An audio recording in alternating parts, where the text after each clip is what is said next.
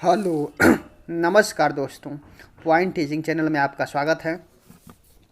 आज से हम आप लोगों के लिए चालू कर रहे हैं सी टेट के लिए पेडोलॉजी, जो 30 नंबर का आता है सी टेट, यूपी टेट और सुपर टेट में, जो काफ़ी बेहद और इम्पॉर्टेंट सब्जेक्ट है और काफ़ी मायने रखता है एग्ज़ाम में। तो लगभग 20 चैप्टर हैं। हम कोशिश करेंगे 12 तारीख से पहले पहले पूरा पेडोलॉजी ख़त्म करने के लिए, और ये आपका यूपी टेट और सुपर टेट दोनों में काम आएगा, और साथ में जो सुपर टेट सी टेट चल रहा है उस एग्ज़ाम के लिए भी काफ़ी फ़ायदेमंद है। तो पहले थ्योरी कराएंगे, फिर उस थ्योरी से रिलेटेड ऑब्जेक्टिव क्वेश्चन कराएंगे। तो आइए देखते हैं। पहला चैप्टर है आपका एजुकेशन एंड साइकोलॉजी, शिक्षा और मनोविज्ञान। ठीक, तो देखिए शिक्षा और मनोविज्ञान में अध्यात्मवादी जो दार्शनिक मनुष्य हैं वो मानते हैं कि शिक्षा ऐसी है जिससे मुक्ति मिले। याद रखिएगा जो जो टॉपिक बोल रहा हूँ, ठीक है। अब मुक्ति कितने प्रकार की होती है? 2 प्रकार की, एक जीवन मुक्ति और एक विदेह मुक्ति। तो क्वेश्चन पूछता है मुक्ति कितने प्रकार की होती है? तो कितने प्रकार की? 2 प्रकार की। कौन कौन? जीवन मुक्ति और विदेह मुक्ति।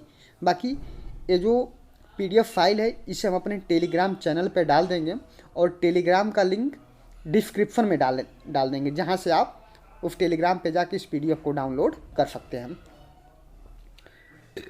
तो अध्यात्मवादी दार्शनिक मनुष्य क्या मानते हैं? शिक्षा ऐसी हो जिससे मुक्ति मिले, और मुक्ति कितने प्रकार की होती है? 2 प्रकार की, जीवन मुक्ति और विदेह मुक्ति। चलिए आगे देखते हैं। आगे है और जो भौतिकवादी मनुष्य हैं वो मनुष्य मानते हैं, याद रखिएगा ये विचार पूछता है कि अध्यात्मवादी मनुष्य का विचार क्या है और भौतिकवादी मनुष्य का विचार क्या है। तो भौतिकवादी मनुष्य जो मानते हैं लौकिक जीवन को ही सत्य मानते हैं, और आध्यात्मिक व्यक्ति परलौकिक जीवन को सत्य मानते हैं। अब इनका अंतिम उद्देश्य क्या है? सुखपूर्वक जीना ही भौतिकवादी मनुष्य का विचार है। जैसे चार्वाकों की दृष्टि से शिक्षा वह है जो मनुष्य को सुखपूर्वक जीवन व्यतीत करने के योग्य बनाती है। तो पूछता है कि चार्वाकों की दृष्टि से शिक्षा क्या है? तो शिक्षा क्या है? सुखपूर्वक जीवन व्यतीत करने योग्य बनाती है। ठीक, और हर्बर्ट स्पेंसर के द्वारा शिक्षा क्या है? शिक्षा का अर्थ है अंतःशक्तियों का बाह्य जीवन से समन्वय स्थापित करना। क्या?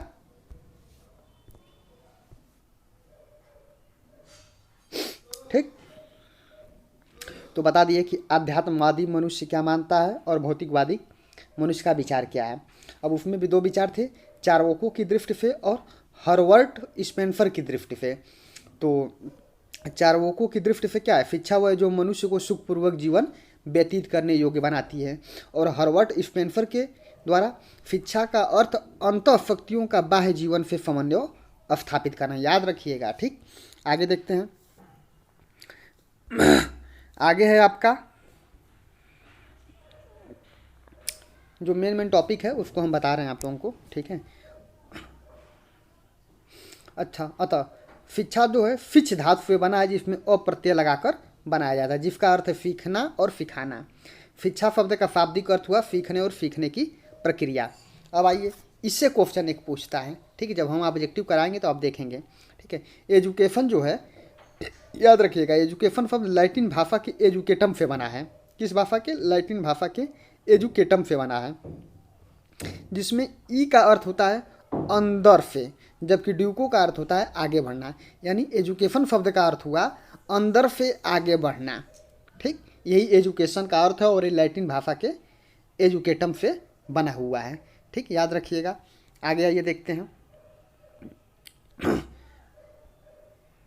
आगे है उचित पर्यावरण के साथ संबंध स्थापित होने पर जन्मजात शक्तियाँ बाह्य रूप से प्रकट होती हैं। ठीक है, और शिक्षा शब्द का प्रयोग 2 रूपों में किया जाता है, ये भी पूछता है। शिक्षा शब्द का प्रयोग किन 2 रूपों में किया जाता है? एक प्रक्रिया रूप में जो चल रहा हो निरंतर, परिणाम रूप में जो आप प्राप्त कर लिए हैं। तो शिक्षा शब्द का प्रयोग 2 रूपों में होता है। याद रखिएगा इनका कथन शंकराचार्य का कथन यह है, शिक्षा वह है जो मुक्ति दिलाए। ठीक। स्वामी विवेकानंद के द्वारा मनुष्य के अंतर्निहित पूर्णता को अभिव्यक्त करना क्या है? शिक्षा है। ठीक। शंकराचार्य के द्वारा शिक्षा वह है जो मुक्ति दिलाए, और स्वामी विवेकानंद के द्वारा मनुष्य की अंतर्निहित पूर्णता को अभिव्यक्त करना क्या है? शिक्षा है। चलिए आगे देखते हैं। और याद रखिएगा, पूछता है सुकरात किस देश के दार्शनिक थे? यूनान के क्या थे? दार्शनिक थे। ठीक है। इनका अर्थ था शिक्षा फरमान विचारों को विकसित करना जो प्रत्येक मनुष्य के मस्तिष्क में विलुप्त है, यानी जो मनुष्य के मस्तिष्क में विलुप्त चीज़ें हैं उसको विकसित करना ही क्या है? शिक्षा है। और अरस्तु ने बोला है स्वस्थ शरीर में स्वस्थ मस्तिष्क का निर्माण करना ही शिक्षा है। ये अरस्तु है। तो ये कथन याद रखिएगा, शंकराचार्य का, स्वामी विवेकानंद का, अरस्तु का, ये पूछता है एग्जाम में। ठीक।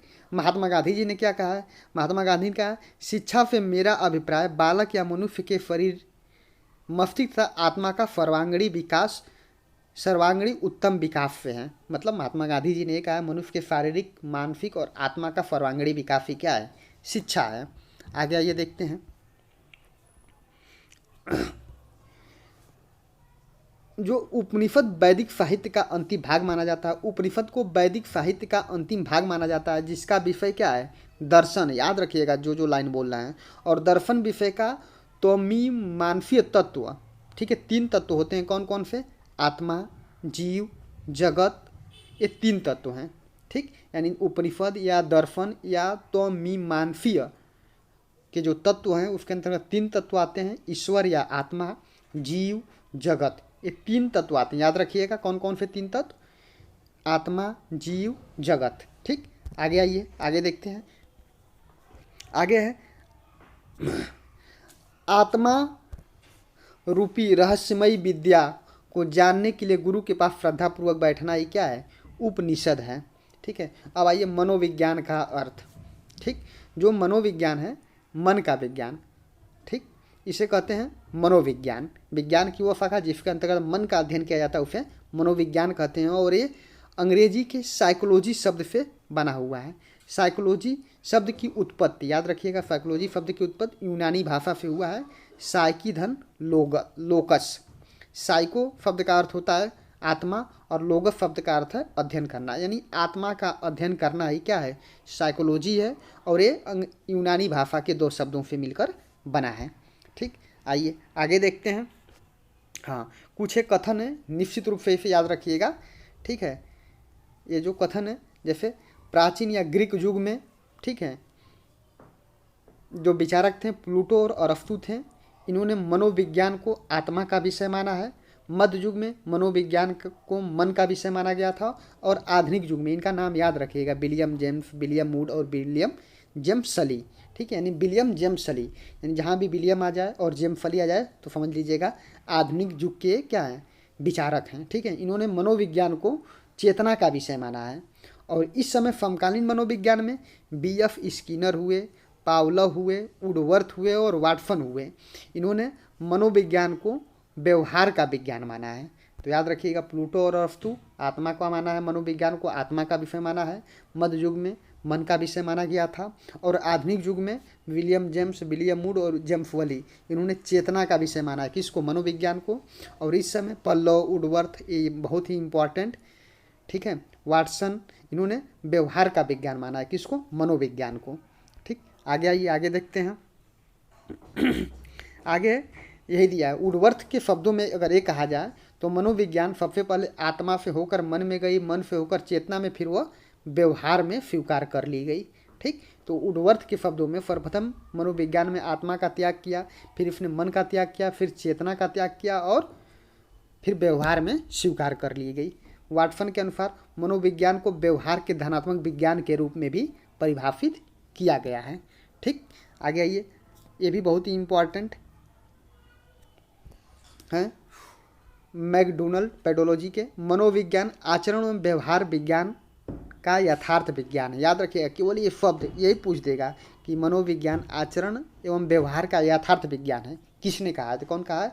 मैकडूगल ने कहा है, मैकडूगल के शब्दों में। ठीक। आगे आइए, जो जो इम्पोर्टेंट टॉपिक है उसको एक एक बार हम बता दे रहे हैं, अब आगे देखिएगा। ठीक।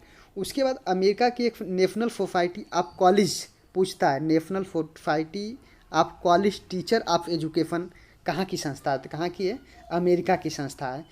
20वीं शताब्दी में शिक्षा मनोविज्ञान का एक स्वतंत्र विषय के रूप में मान्यता प्राप्त हुआ। पूछता है शिक्षा मनोविज्ञान को एक स्वतंत्र विषय के रूप में कब मान्यता प्राप्त की गई थी, कौन सी शताब्दी में, 20वीं शताब्दी में। ठीक, देखिएगा जब क्वेश्चन कराएंगे तो सारे क्वेश्चन आएंगे। ठीक, अभ्यास एवं त्रुटि सिद्धांत के प्रवर्तक अमेरिका के प्रसिद्ध मनोविज्ञान एडवर्थ एवं थॉर्नडाइक को प्रथम शैक्षिक मनोवैज्ञानिक माना जाता है। यानी प्रथम शैक्षिक मनोवैज्ञानिक किसे माना जाता है, थॉर्नडाइक को, और किसको, एडवर्ड को। और ये कहाँ के थे, अमेरिका के थे। क्या थे, मनोवैज्ञानिक थे। ठीक है, एडवर्ड की एक बुक और थॉर्नडाइक की एक बुक है जिसका नाम है शिक्षा मनोविज्ञान। 1913 में इसको लिखा गया। ठीक है, जो 20वीं शताब्दी में मनोविज्ञान के रूप में उसका विकास हुआ।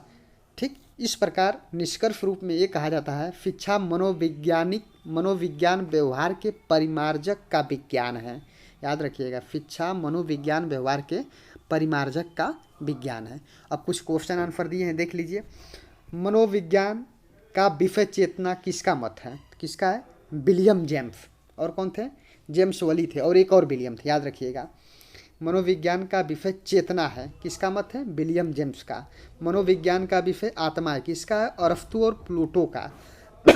साइकी और लोगो शब्द किससे बने हैं, यूनानी शब्द हैं। मनोविज्ञान आचरण व्यवहार का यथार्थ विज्ञान है, किसने कहा है, मैकडूगल ने कहा है, जब पढ़ा रहे थे तो बताए हम। National society of college teacher of education संस्था कहाँ है, अमेरिका में है। तो इस प्रकार पहला चैप्टर आपका ख़त्म हुआ। चैप्टर का नाम था, क्या था, शिक्षा एवं मनोविज्ञान। चैप्टर का नाम था शिक्षा एवं मनोविज्ञान, तो जिसमें सारी चीज़ों को हम जाने हैं। सारी चीज़ों को अंडरलाइन भी कर दिए हैं। अपने टेलीग्राम चैनल पे PDF डाल भी देंगे, वहाँ से आप इसको डाउनलोड करके पढ़ सकते हैं। बाकी अभी कुछ ही देर में एक नेक्स्ट वीडियो लेकर आ रहे हैं जो इस चैप्टर से रिलेटेड क्वेश्चन आंसर होंगे, मल्टीपल चॉइस क्वेश्चन होंगे। अगर इस सब्जेक्ट को, इस थ्योरी को जो समझ गया है, सारे क्वेश्चन को आसानी से कर सकता है। तो मिलते हैं कुछ देर बाद पुनः इसके क्वेश्चन आंसर में। तब तक के लिए धन्यवाद, नमस्कार।